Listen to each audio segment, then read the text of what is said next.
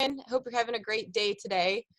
I wanted to ask you about your Uncle Herb, and the relationship that you have with him. And first of all, the relationship that you have with your Uncle Herb.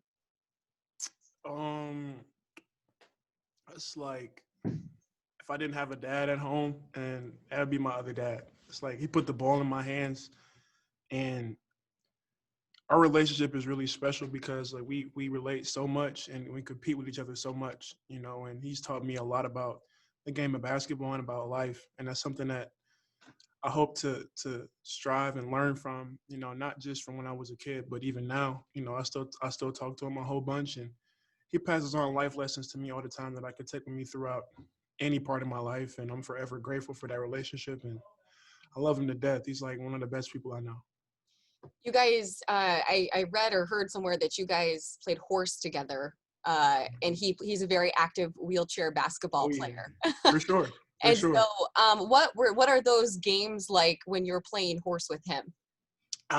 They're competitive for sure. You can't miss any shots. He's gonna make you pay for sure. I know that, and even just competing with him in his game and wheelchair basketball, and he's taken me to some of his practices, and I've been practicing with his team, and just having to push that wheelchair for so long, and being able to shoot with it as well, and then stop and turn, and push again and go. It's harder than standing up and running and jumping. I can tell you that much, to say the least. And he's a huge competitive guy, and then somebody who doesn't have heart. I don't want to say he questions you a little bit, but he's a guy that has a ticker for sure. And then how has that maybe helped you in your game in terms of that, maybe playing with him and watching him in his wheelchair basketball? I mean, how has that helped you in your game, or what have you learned about yourself that you've carried over into this year maybe, or in other years past? I mean, it just brings things into perspective. Anything can happen at any time. I try to play every game like it's my last, because anything can happen at any moment. And he never lets me forget that. Even with him beating me most of the times when I was a kid, to get that kind of leveling out now. We're still in a relationship that he teaches me a lot, even when I win, or even when he beats the mess out of me. It's always love in the end, and I could take that anywhere. Thank you. Mm-hmm. We'll go out to Kyle Austin. Hey, Aaron, just wondering what these last couple of weeks have been like for you guys. I mean, only the one game. I would imagine a lot of practice time, especially with finals. How have you guys kind of used these last couple of weeks to get ready for Big Ten play? Just for us to realize that there's no off day we can take with Big Ten season. Everybody is as good as the Big Ten has been, for as most people say. I was too young to know what that was like a few years ago, I guess, or some years back. But just being able to compete in this time is it's a blessing for sure. And then these past few weeks have been nothing but practice. Studying for finals, getting things finished up, and just working hard, man, and just trying to keep our heads down. Next question, we go to Chris Solari. Hey, Aaron, I wondered where you guys are at right now going into Big Ten play in terms of comfortability with Coach Izzo's rotation, and what do you see transpiring over the next couple games? Do you anticipate it staying as big as it is, or do you think it might shrink a little bit? Coach Izzo has a better understanding of that than me. I feel like, he's going to do anything to put the team in the best spot possible. And whatever happens. Whoever's playing the best will play, I feel like. And he's been doing a good job of that, I feel like. And I'm just, whoever's out there with me or if I'm out there with, I'm ready to compete with them. Next up, Matt Charbonneau. Aaron, you've been through a couple Big Ten seasons now. When you hear people talk about Big Ten kind of basketball, what's it like playing in the Big Ten? What does that mean to you? What is it? How can you describe that style of what it's like playing in a Big Ten season? I like to defend it, just as much as I like to defend Indiana basketball. It's tough. No days off. Every game's a war. You can't lose any games and try to have a big shot at winning the Big Ten, and every day has to be won. The practices have to be won, the games have to be won, the bus rides have to be won, just the preparation has to be won as a whole. And anybody that plays a Big Ten team, I feel like, will feel that, from another conference or within our conference. We understand how much it means to us for sure. How much did it take you a while to get used to that and understand that, or do you think you were kind of ready for it when you got here to understand that's what it takes to be successful in this conference? I mean, I kind of got a feel from that, from where I came from, how important and how locked in you have to be from a preparation standpoint. And just the games I've played in, or where I'm from in Indiana, I feel like, that can resemble a lot to the Big Ten. But there's nothing like playing in the actual thing, and with the experience, you go from different arenas. Playing with teammates like Cash or X, or playing at gyms like Assembly Hall or at Mackey, stuff like that. It's not like anything you've seen before as a freshman, so you can't compare it. But when you get here, you kind of fit into your role, and you kind of find your way. It might even the playing field some, but are you kind of bummed that you're going to go to some of those places and there's not really going to be anybody there? You don't have everyone against you? I mean, it is what it is. I mean, it kind of want that atmosphere as a kid. You kind of want that growing up, but you deal with what you got. So it's like, I just want to go there and get wins. Thanks, Aaron. Yes, sir. Anything else for Aaron?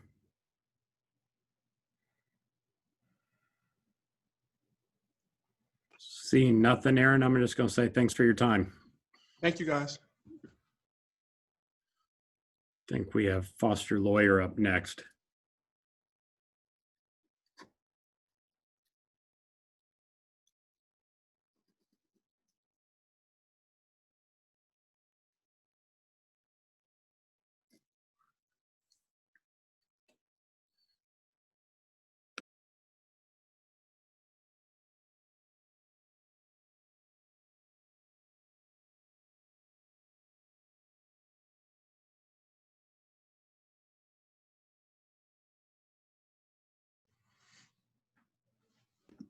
All right, we got Foster. We'll take questions for him in the chat. First one will go to Kyle Austin.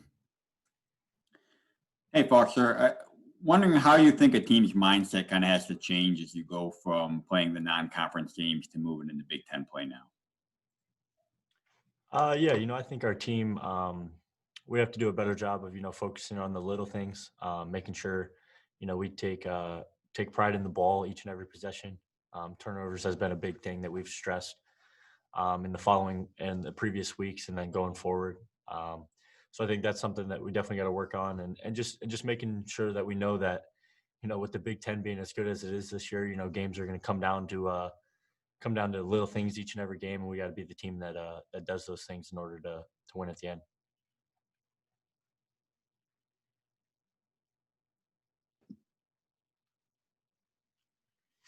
Next question will go to Audrey Dahlgren. Hey, Foster. Northwestern probably isn't going to hit 14 three-pointers every single night, but what is it about them, I guess, that you've been noticing from the film or just other games that might give them challenges against you guys come Sunday? Yeah, I think they have a very versatile group. I think they have a lot of bigs that can shoot the ball and put the ball on the floor while also scoring inside. And then I think they have a lot of guards and wings that can shoot the ball as well. So I think a big thing for us is just, making sure we know our personnel, making sure we know our scouting report, and then going out there and executing that, and just making sure we're ready to go. How would you assess, too, where you guys are at when it comes to reading defenses at this point in the year? I think we've seen just about every defense that they could put in front of us. We've played a lot of zone throughout the year. We've played a lot of man. We've played teams that get up in pressure. We've played teams that kind of sit back. So I think we got to continue doing a good job of recognizing the different defenses and then executing as far as getting into things quickly and doing what we want to do. Thank you. Next, we'll go to Matt Charbonneau.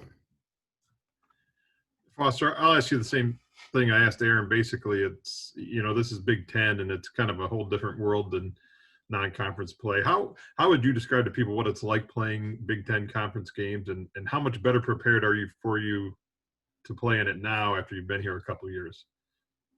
Yeah, the Big Ten, throughout, my previous 2 years here, and then especially going into this year, from top to bottom it's going to be a dogfight each and every night.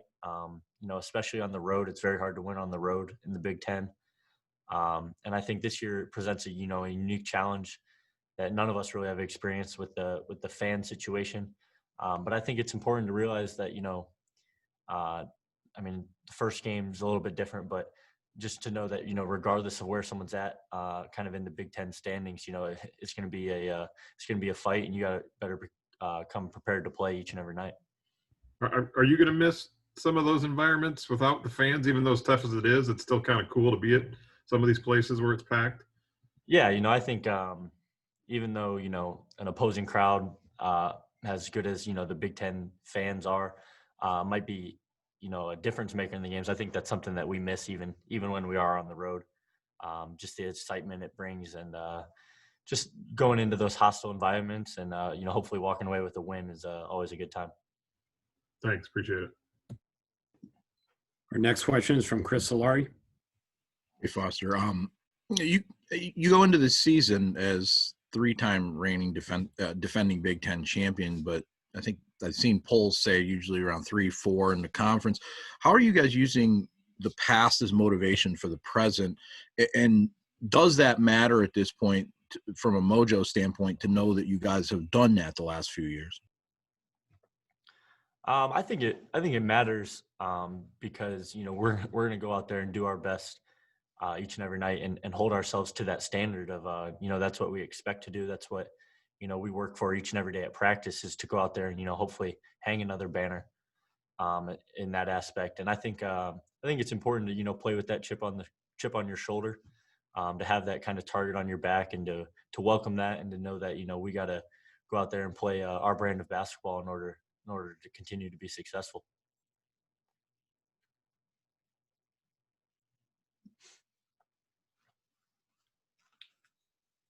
All right, seeing nothing else for Foster in the chat, I'll dismiss you and you can go get ready for practice. Thank you, guys. Thanks.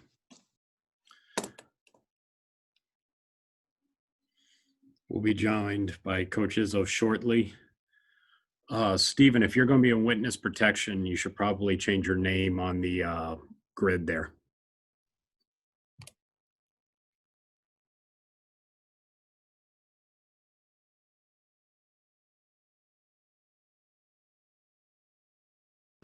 Your audio wasn't working though either.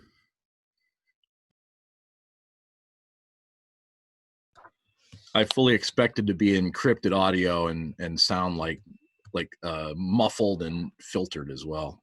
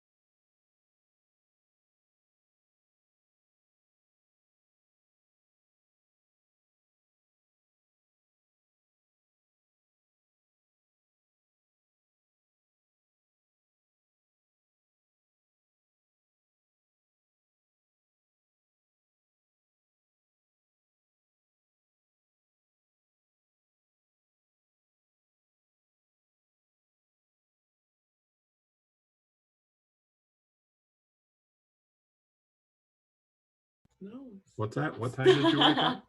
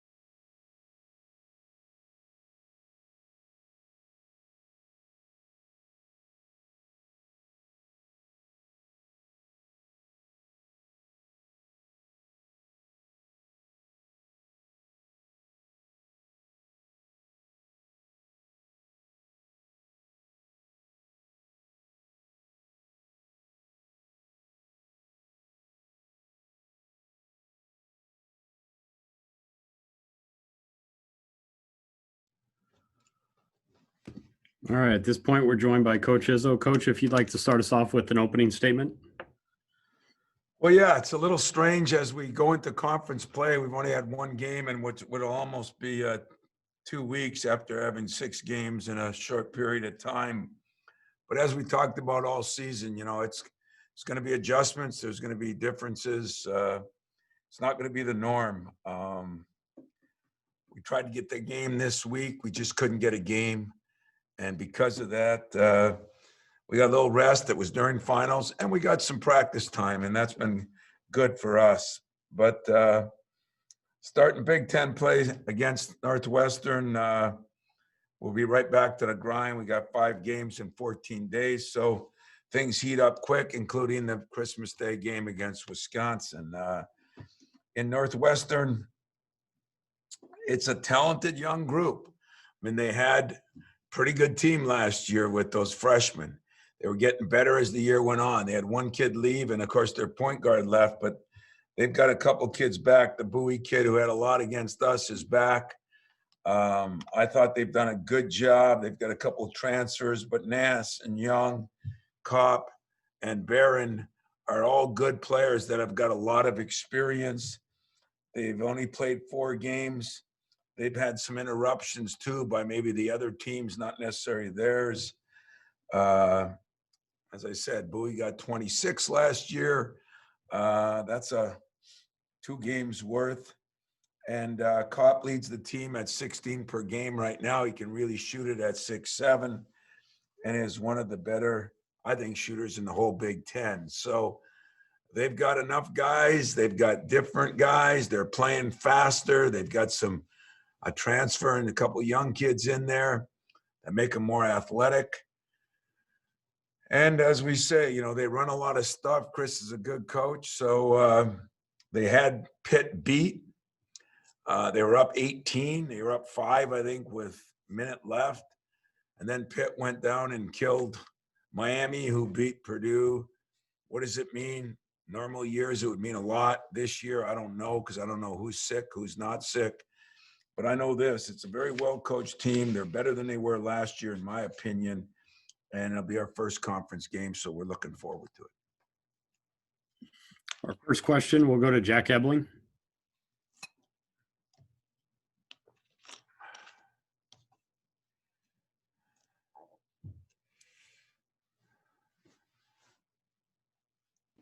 Sorry. Tom, what do you absolutely know about your team that you did not know 4 weeks ago?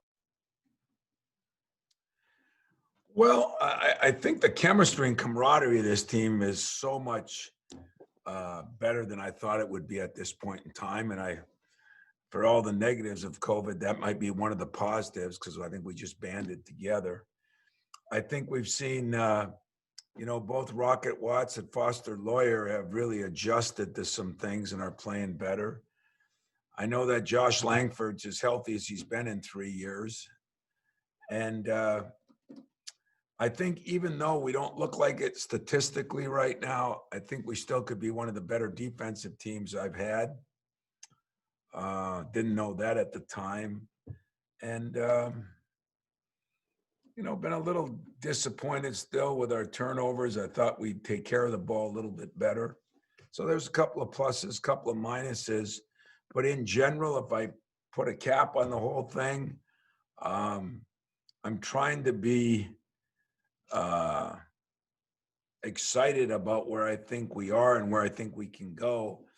And I'm keeping that kind of down because I'm not sure what some of the teams have been like that we played. So I think we've made big progress. I think we're playing better. I think teams are shooting better against us than I thought they would, especially from the three.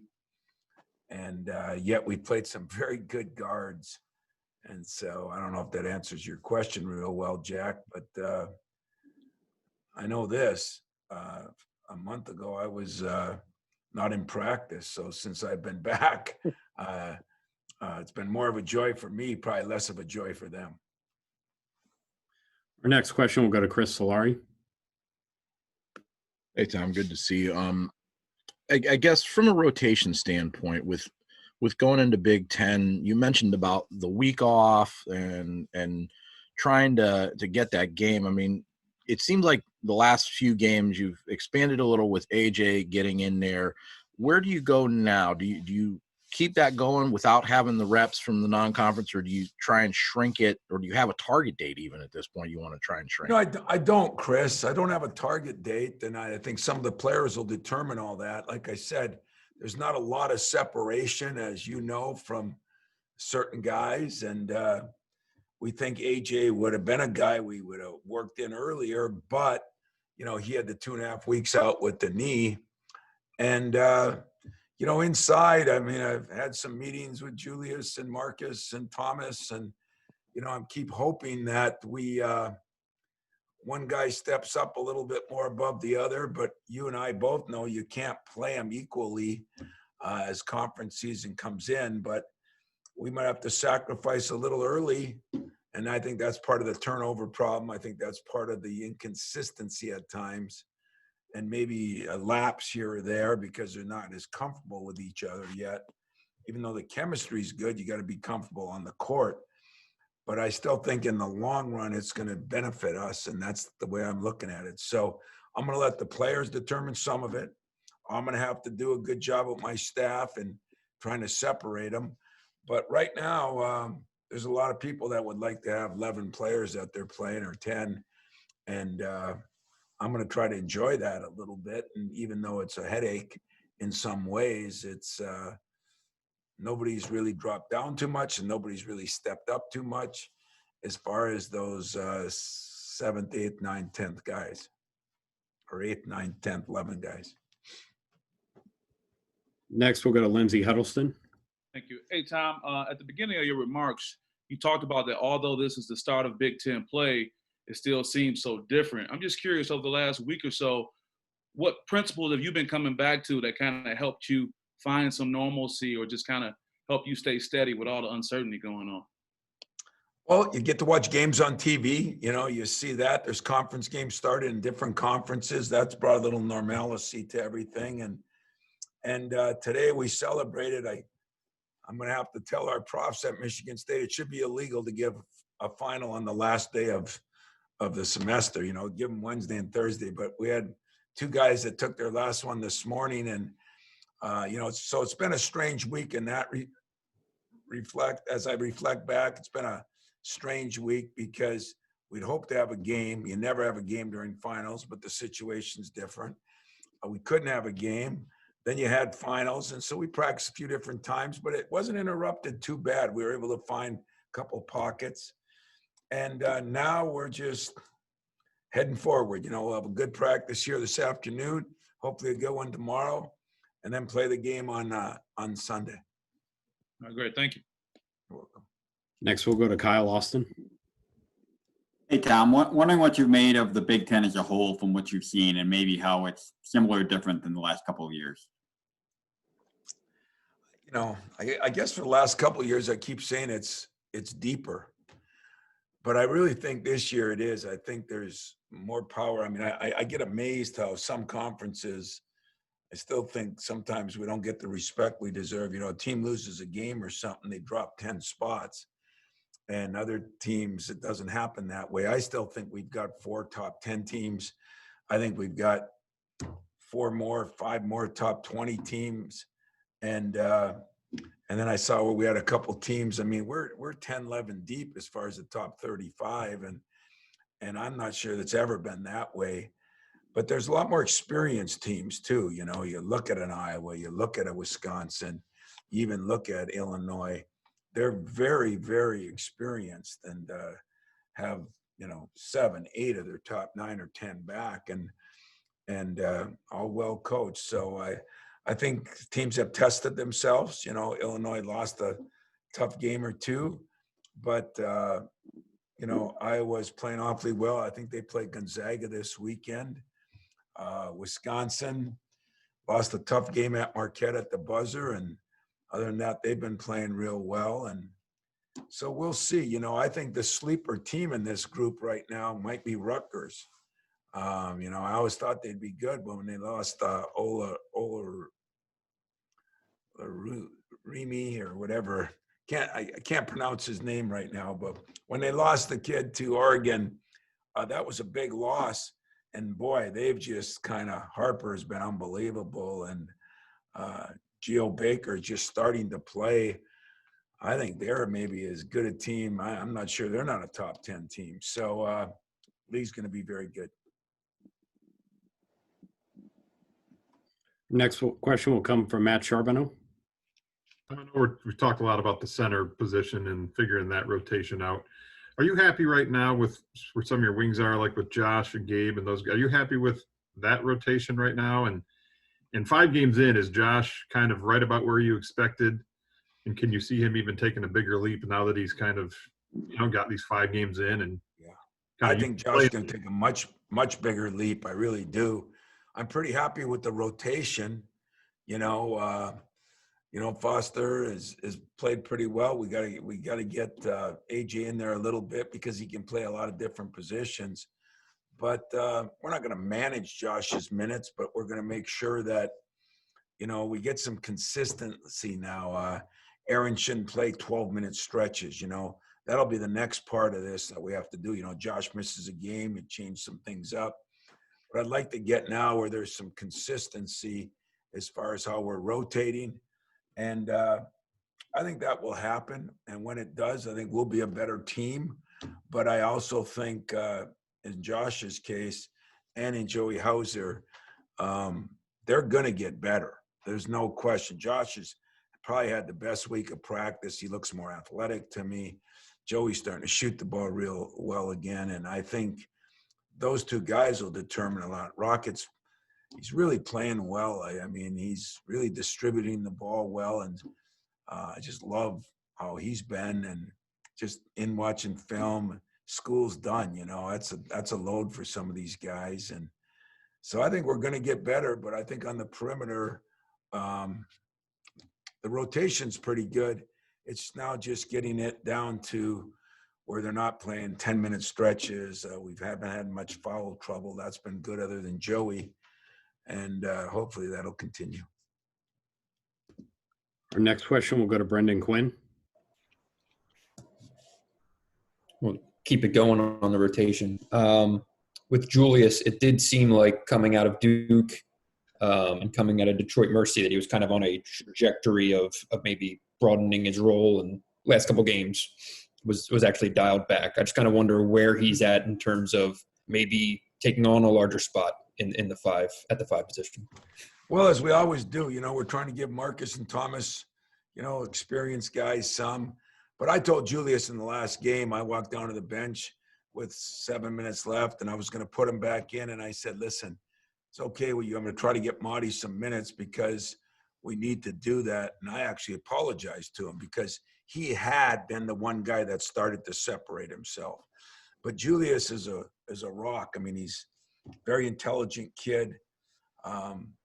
He probably is one of my most improved players. If you look at his shooting, his ball handling, his defense, and I think he's going to be very valuable. So it wasn't any other reason than the coach was looking at, what I could do, and I knew he would understand. I knew he was in a good place. But yeah, Julius Minutes is one guy that I think is going to start going up a lot, and deservingly so, because he has taken some steps. And the only reason I didn't, especially in the last game, was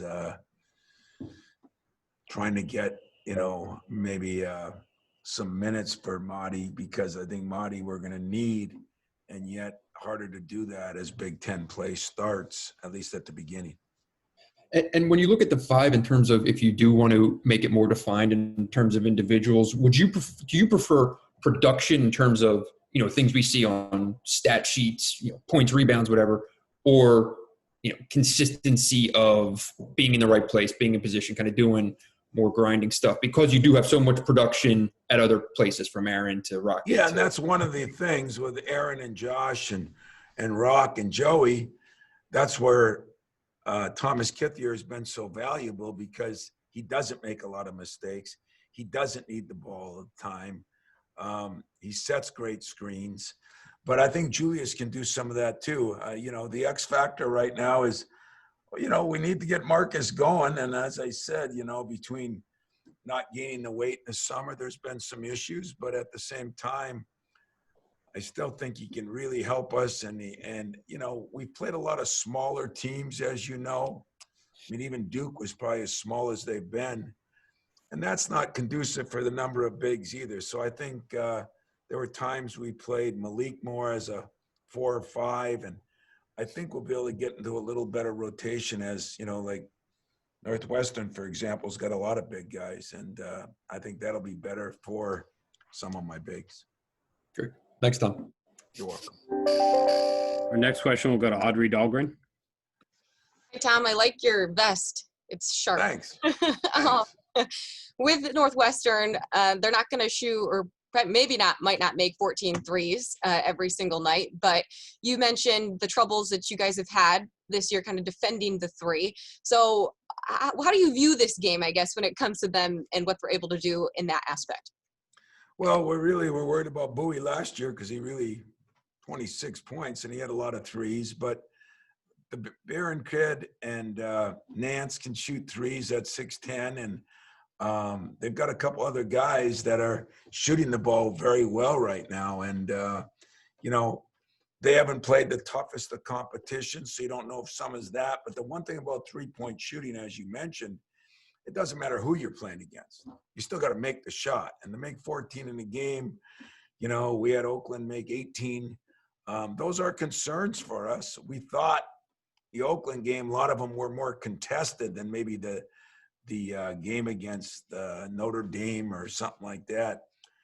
We've run into 3 or 4 really good guards that can get shots up. And probably should have made some adjustments, maybe with how we cover some of those ball screens. It's not always fair to the guard. But I think we've had some time, Audrey, to work on that this week. I think you'll see us do a better job. But this team at times can put 5 guys on the floor that can make threes. And that's going to be important that we do a better job.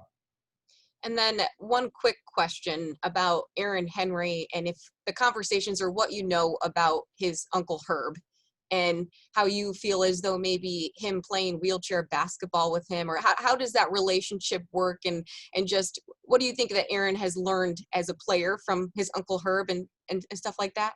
Yeah, well, like how fast things can be taken away, too, because Herb went through some tough things. But him and Aaron have been very close, and he's a guy that, man, I remember when he was in high school, even he came up from Louisville at the time for games, and I think they have a very close and good relationship, and he loves the game. It's just a shame that he's in a wheelchair, but I think you can still learn from him, and I still think they're very close. And it's not something I talk to Aaron about all the time, but I know that his uncle is very important in his life, and I think he's very important in the basketball part of his life. And so, what can Aaron learn? Whenever I see somebody who's gone through some tough times, I always say, appreciate how lucky you are and do everything you can do to make sure you take care of yourself in the best way you can take care of yourself. That's a lesson in itself. Thank you.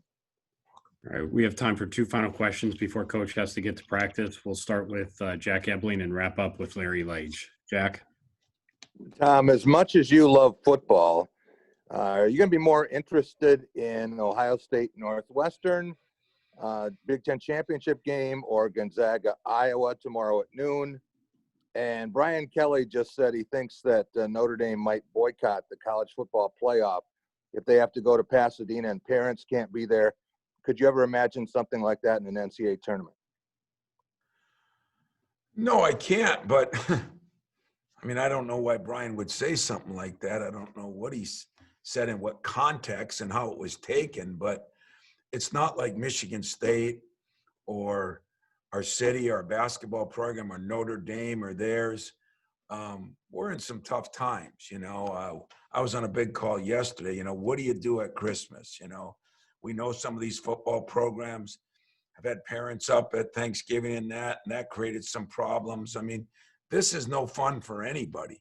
I would look at it like this, me personally, and again, I haven't talked to Brian, and I don't know in the context, because I don't trust you guys all the time, no insult intended. But I would always rather play. I don't think I can hold a school hostage, a program hostage, a team hostage. I think the best thing for my guys is to get to play. And I don't think we're in a position, any of us, to say we won't play if the parents can't come. I'd love to have the parents here. Seems a little crazy to me at times when you have a 80,000 seat arena, but those are rules far beyond me, far beyond our school and our program. And God, I hope they get to go to the Rose Bowl. I hope my second semester, my parents get to be here, but that doesn't register to me real well, because it's not like somebody's doing it on purpose. Everything that's trying to be done is in the best safety and interest of the players first, families second, hopefully our damn country. And that's the way I look at it. But I really, again, hard to comment, Jack, on something that I haven't seen or I haven't talked to them, because I think sometimes we have a tendency in the media, I know you guys wouldn't do this, but where you take one little part. And so I wouldn't boycott the NCAA tournament if the parents could be there. I do everything in my power to try to hope and pray and work so the parents could be there. But I don't know. You caught me off guard. Our last question will go out to Larry Lage. I'll try to give you a layup, Tom. Okay. Have you had any kind of like simulated games or, extra long scrimmages to make up for the lack of games lately? No, and that could hurt us. But 2 reasons. We had to give them a couple days off because of finals. And then we decided that let's work on some of the things that we think we haven't been as good at. Some things in ball screen defense, some with our zone offense, some things with our regular offense. And then we picked apart, what do we think we're not doing well? Like one thing, we're rebounding pretty well stat-wise. We're not getting any rebounds on the rim. They're all on the floor. Hell, you can get them on the floor. I need guys jumping over you, get them on the rim. So we looked at some things. We've had each assistant. We marked down some things. What do we got to get better at? And we've tried to still make the practices lively and a little bit fun. It's a grind, You got the pandemic and you got finals. None of us have been through both. And all of us probably have been through finals. You know, I think looking at this illustrious group, I think all of you went through finals at one time or another. And because of that, that's working itself. And then when you throw in the pandemic, so we're just trying to always keep our players right now in the right frame of mind, which I think we are. Today will be a little more grinding. We're going to get after it, get up and down a little more because we're done. Tomorrow you can't do that day before a game. So I do worry about that a little bit. It's a good question because, you know, we thought about bringing officials in and trying to do something. That's a little harder now than it used to be. You almost got to project out of 4 or 5 days. We thought we might be playing a game Tuesday, Wednesday, or Thursday. So it's just another confusing part of this for those guys. Hopefully it doesn't hurt us on Sunday, but we think we did what we think was best for our team, and that's what we're trying to do. And don't sleep on my hops. On who? Don't sleep on my hops on rebounding. Larry, I seen your hops. I'm not only sleeping, I'm snoring while I'm sleeping, and I don't snore. So, but I'll try to remember that, and I'm sure I'll talk to you guys again now because we'll have a couple different. But stay safe, and thanks for the interest. Hopefully, we'll try to get together soon. You know, if somehow maybe we'll have something through the windows or something, so at least you can come. But we'll try to keep doing something. I hope the players has been good, and I said we're always open for some suggestions, especially now school's out. If that we can make it more access to make it better for you, that'll be my Christmas present to you. Take care. All right. Thanks everyone for joining us today. Thanks, Appreciate it. Matt. Thanks, Matt. Yep. Thank you. Thank you. See you guys. Have a good day, everybody. I've You seen too. his hops. He does not jump well at all. No, not at all. No.